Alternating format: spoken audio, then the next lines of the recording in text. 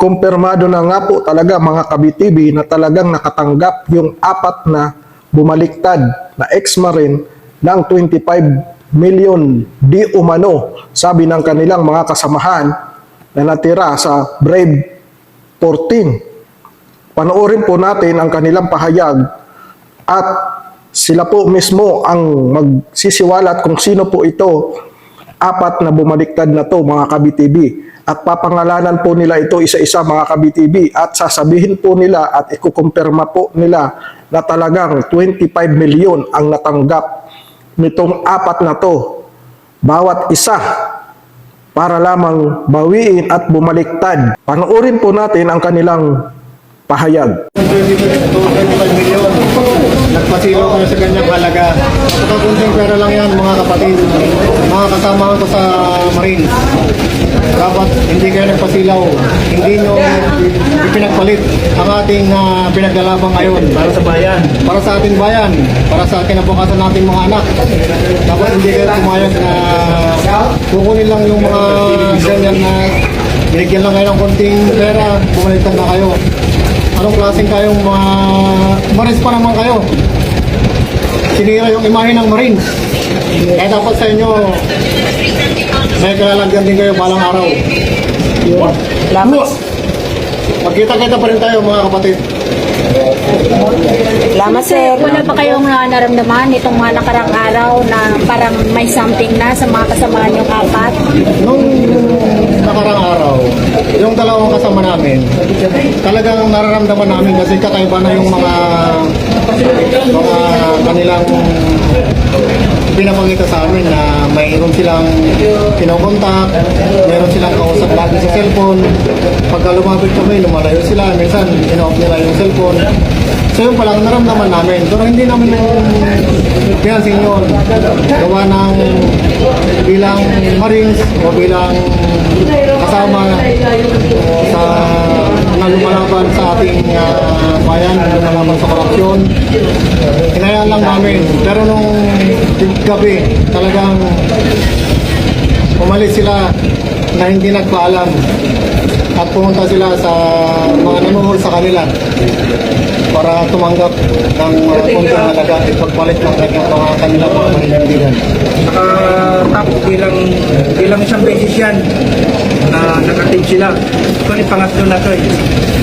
Humingi pa sila ng tawad yan kay attorney dahil nagawa nila yung una. Pangalawa, okay pa rin. Pero yung pangatlo, tinuluyan na talaga. Pinagpalit nila yung dignidad nila sa malaking halaga. Hindi lang ito barya. Hindi lang 100,000 kung hindi million. Malaking halaga ang binigay sa kanila. Tapos nagpa-press con sila, naka-face mask na. Samantalang lumalabas naman po kami. Hindi naman kami naka-face mask eh. Sila talagang balot na balot. Pero kahit balot na balot sila, talikod pa lang nila, alam na namin sila kung sino sila. Eh ngayon, taong bayan na ang mag-ano sa kanila, mag-uusga. Yun ang katotohanan. Kaya siguro Panginoon na lang siguro mag-ano sa kanila. Tama ba yung ginawa nila dahil ang daming sambayan ng Pilipino na umaasa sa 18 ex-Marines. Ngayon 14 na lang. Sa totoo lang po, proud ako sa Marines dahil nakasali na ako dito. Army po ako. Proud ako dyan sa pinaglalaban. Kaso may bumitaw Pero bandang huli, 14 pa naman kami. Sulit pa rin yan. At asahan ninyo ay yung pinaglalaban namin. Sir, excuse, pwede niyo ba banggitin yung pangalan ng 4 na Marine? Ang 4 na bumaliktad, Yung mga bumaliktad? si Voluntate, Rosbert Wopan, Bernard Tube, Laruder. At saka merong isang kasama nila na hindi nakasama sa amin, na hindi pumirma ng affidavit, si Valderrama. Sir, excuse, sa tingin niyo magkano ang naibayad sa kanila? Yung sa ebidensya namin na lagi nilang inano sa amin, sinesend or yung mga sa 25 million. ilalabas din namin yung mga video call namin. Nakakausap namin yan si Police Master Sergeant Calleja. Si kasama namin dating Marines, si Bunagan. Mark Bunagan. Si Lasaga. Yan yung mga kumukontak sa amin para mag-recant. At saka si Colonel Dominguez. Lahat ng mga ebidensya namin, ipapakita namin. Sir, gaano po ba katotoo ang ipinos ni Trillanes na wala na raw kaso ang 4 na Marine na bumaliktad? Kaya po bumaliktad po mga yan. Dahil ang prinomeso sa kanila ay mawawala yung mga kaso, mabibigyan sila ng malaking halaga, at manahimik na lang sila. Yun yung mga prinomeso sa kanila, ng mga sumuot sa kanila. Okay, maraming salamat, sir. Sir, sinabi ko nila sa kanilang interview doon sa mga ABS-CBN, GMA, sa mga TV network, gaano po katotoo yung sinabi nila na dahil daw may promesa si Atty. Levy Baligod, kasama po yung kanyang asawa, na hindi naman daw po natutupad. Alam niyo po ma'am, yung sinasabi nilang promeso ni Atty. Baligod, hindi po yun totoo. Dahil po sa kaming lumapit sa kanila, lalong-lalo kay Atty. Baligod, upang mailahad ang katotohanan na lantarang korupsyon na nangyari dito sa ating bayan. Kami po mismo ang lumapit, hindi po nag-offer sa amin si Atty. Baligod ng mga pera or ano. Kami mismo ang lumapit. Kaya yung sinasabi ng 4 na yan, puro po kasi sinungalingan po yan. Puro po sinungaling mga yan. Bayaran ko yung 4 na yan. Malilima po sila. Kaya wag po kayong maniwala sa kanila. Sana yung mga pamilya nyo ngayon, lalong-lalo na ikaw, technical sa rin voluntate. Retired ka pa naman na Marines. Pero anong ginawa mo? Nirecruit mo kayong 3 kasama natin na lumalaban talaga sa katotohanan. Anong klase kang retired na Marines? Kapwa ka naming Marines, pero anong ginawa mo? Sinira niyo yung imahe ng Marines. Kahit sabihin natin na hindi tayo tawag nito, yung talagang sinusuka ng Marines, pero yung puso't damdamin natin, Marines pa rin tayo. Kasi naghirap tayo lumaban tayo sa bayan. Nagserbisyo tayo bilang sundalo. Once sa Marines, always sa Marines. Marines pa rin tayo.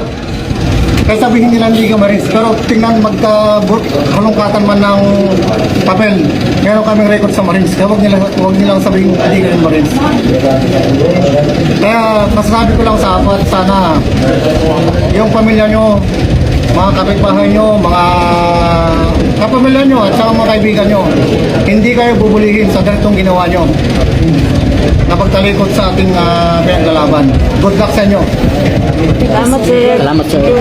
Ayun na nga po mga ka-BTV, marami po silang pinangalanan ng mga dati nilang kasamahan na tumatawag daw po di umano sa kanila para mag-recant at inooperan sila ng 25 million at ilalabas daw po nila lahat itong mga ebidensya na to sa mga susunod na araw para daw po ipakita sa sambayan ng Pilipino na totoo lahat ang kanilang mga sinasabi. Ito po nga talaga mga ka-BTV ang ginagawa ng administrasyon na to para po mawala na po ang usaping blood control scam. Kaya po lahat ginagawa nila, sinusuhulan nila at sabi pa nga po ay mawawala na po talaga daw di umano ang mga kaso nitong 4 na to. Sabi ni Trililing, nandito na naman po si Trillanes, talaga pong wala pong tigil itong si Trillanes sa kanyang paninira sa mga Duterte dahil nga po hindi ito pinayagan ni Pangulong Duterte noon na maging vice president niya. Kaya itong si Trillanes ay talagang dapat po nito ay makulong din sa ginagawang paninira sa mga Duterte at sa mga kasamahan niya, sundalo. Nakita nyo na po, kahit wala na po sa pwesto itong si Trillanes ay talaga pong tuloy-tuloy pa rin po ang kanyang paninira. Lalo na po kung makakupo ulit itong si Trillanes. Kaya po mga ka-BTV, Suportahan po natin ang Brave 14 na talaga pong naninindigan at hindi po ipinagbili ang kanilang mga prinsipyo at hindi po nila ipinagbili ang kanilang mga tapang sa halagang 25 million. Hindi po tulad sa 4 nilang kasamahan na talagang wala po. Dito po, sinira po talaga nila ang pagtingin at ang reputasyon ng Marines nitong 4 na naghudas at bumaliktad. Hanggang dito na lang po mga ka-BTV ang ating reaction video. Always remember po, God is good all the time. God bless us all.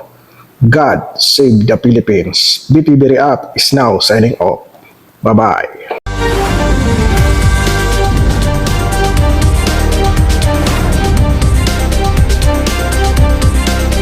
Please subscribe to BTV Reacts channel and click the notification bell. Thank you, BTV friends!